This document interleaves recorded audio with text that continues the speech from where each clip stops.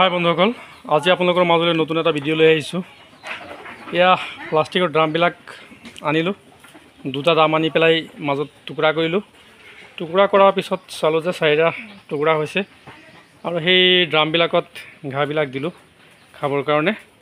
ড্ৰামবিলাকত খুব ধুনীয়াকৈ খায়, কিন্তু এটা বস্তু মই আজি মানে ড্ৰামবিলাক দি পেলাই এটা উপলব্ধি কৰিছোঁ যে ড্ৰামবিলাকৰ ভিতৰত মানে ছাগলীবোৰ সোমাই যায়।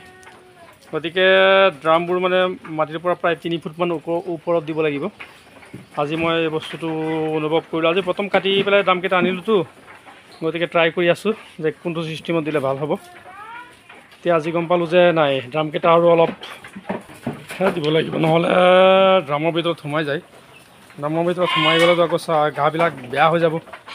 গতিকে ড্ৰামৰ টেবিল ছিষ্টেম বনাই পেলাই টেবিলৰ নিচিনা বনাই অকণমান 3 ফুটমান ওখ বনাই দিম, যাতে ড্ৰামটো মানে তেওঁলোকৰ ডিঙিলৈকে হয়, যাতে আৰু খাৰা খাব পাৰে।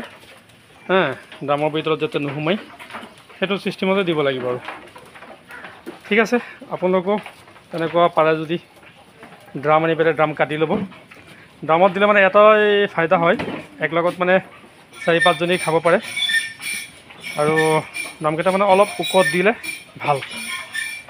ঠিক আছে, আৰু আপোনালোকে সুপৰামৰ্শ দিব কেনেকৈ ফাৰ্মখন চলালে ভাল হয়। নিশ্চয় আপোনালোকৰ পৰামৰ্শ কামনা কৰিলোঁ। আজিলৈ ইমানেই, ধন্যবাদ।